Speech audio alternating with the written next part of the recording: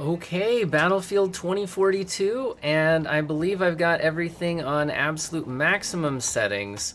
Let's go ahead and double check this. We are at 4K, and we are in the Ultra preset. Let's see, VSync off, so that won't be capping the frame rate. This is on an RX 6800 XT and a very high-end CPU and RAM as well. We have the R9 5950X, 32 gigabytes of 3600 megahertz CL16 RAM. In other words, we've got a good system here. 4K Ultra, how are we doing? We're currently in the 70s. Now, in Battlefield 5, I'm usually able to go well over 100 FPS at 4K Ultra on the same system, but this is a newer game. I can say the foliage, that's one of the things that stands out to me, is the look of the foliage. I think it is much more realistic and varied looking than it is in Battlefield 5. So, as well as other things, we got the 128 player servers, which can give CPUs a bit of a nightmare. Luckily, I've got a high-end one here. There's a lot of upgrades, making this game certainly a lot more demanding than its predecessor, although we will be trying out other graphics settings, and I'm hoping that if I go down to high or medium, that we'll be able to get some over 100 FPS gameplay. But like I said, starting out here at Ultra. Now, I'll switch the settings down either when I die or if I've just been alive a really long time and we want to test out something else. I don't really want to make a judgment call on the frame rate yet until we actually get into some combat, though. So it's been pretty solidly, from what I've seen, in the 70s, kind of mid to upper 70s. But again, we are not actually in combat yet. Is there a faster sprint? Can I double tap sprint? Did that just make me sprint even faster? I need to get used to the differences between this game and my last one. I've really only played about 2 games of this so far, and I didn't even complete them. I was just testing out my GTX 1060. If you haven't checked out that video, you probably should. All right, got a lot of recoil to control on that. Looks like I got an assist. You know, one thing I missed from Battlefield 5, I liked that when you got hits, the hit marker was actually points. Felt good getting the points. That might sound silly.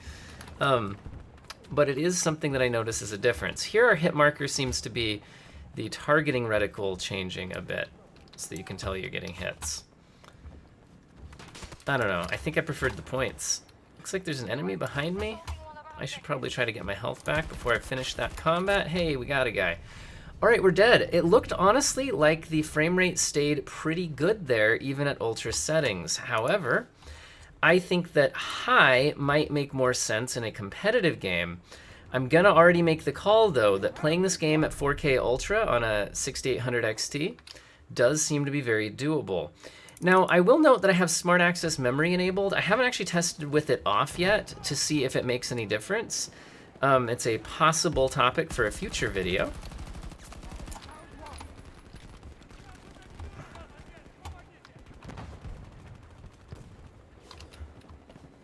Okay, I'm gonna maybe shut up a little bit while I try to actually win the game. We'll see.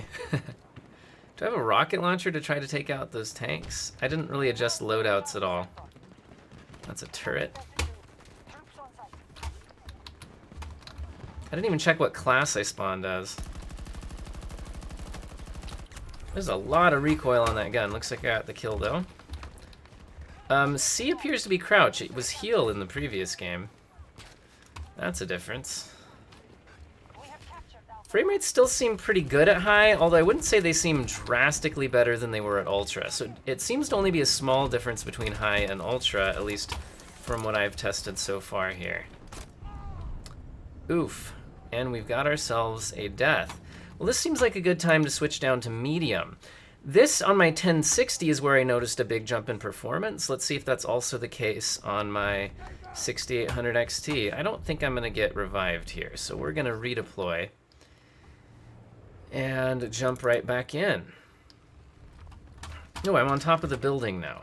You know what? We're over 100 frames per second. Let's parachute and see what happens. So at medium settings, parachuting around the map. Can I undeploy my parachute and then like redeploy it? Is that a thing? I'm not really sure. Cut parachute is left control, which is what I should be doing right now. I don't know what the buttons do, guys. That's part of the problem. Okay, we did survive the drop, because I think floating gracefully in my parachute was a good way to get killed. Hey, I got a kill before the tank shot me. I want to get a little more testing here at medium, because I feel like a lot of that was just in the parachute, which is not typical gameplay. So I am going to stay on medium here just a little bit longer for you. And let's spawn somewhere that's maybe not right on top of a building. Well, actually there's combat on top of the building, it looks like. So let's get into some of this combat. Looks like we're over 100 frames per second. Oh, is the building combat over now? I saw enemy marks. There's one. Hey, got him.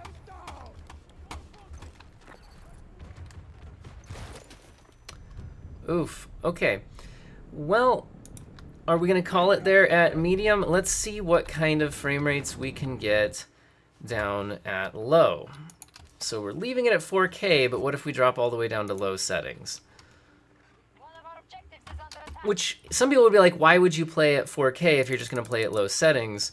Well, I think this could make sense for people who have the 4K monitor from when they play single-player games, but then want to also play competitive games and just want high frame rates. And, well, at least based on what I'm seeing right now, we can go right around 120 frames per second, which is actually the refresh rate of my 4K OLED screen we've got here. So yeah, frame rates are looking very solid here down at low settings, and honestly, the game still looks quite good at low settings. You put this game up on low settings versus a lot of other games at higher ultra settings, and I don't know, guys, from what I'm seeing, it still looks pretty good. I also like that we're seeing a huge boost in low settings versus the ultra settings. Now we've got some rain coming in here. I've noticed that with the weather effects, some of them, when I was testing on my 1060, I don't think this was in the video that I made, but when there was like a sandstorm or something like that on one of the maps, I did notice the frame rate tanking quite a bit. So that's definitely something to keep an eye on. That is a long range for the recoil on this gun. Got an assist though. All right, it looks like we are not, at least from what I've noticed, dropping below 100 frames per second at all at low settings. And again, we're getting the rain effects now. Game still looks very good at low. Let's try to get into some more actual combat here.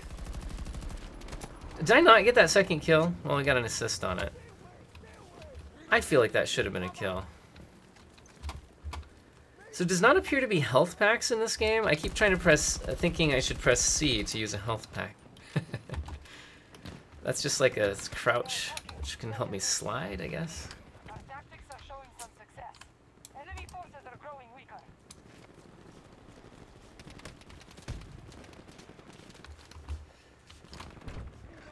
Yeah, it's looking like even as we move into a control point and get in some combat here, the frame rate is staying well above 100, often around 120, 130. Looks good. Let's kick it back up to Ultra one more time, just to compare. So from low all the way up to Ultra. Wow, I think we're instantly seeing a lot more particle effects and things on the screen. I don't know if particle effects is the right word for that. Or maybe that was just that we had an explosion here. I'm not sure. I mean, the game does look better at Ultra, but I'm really actually impressed with how good it looked at low.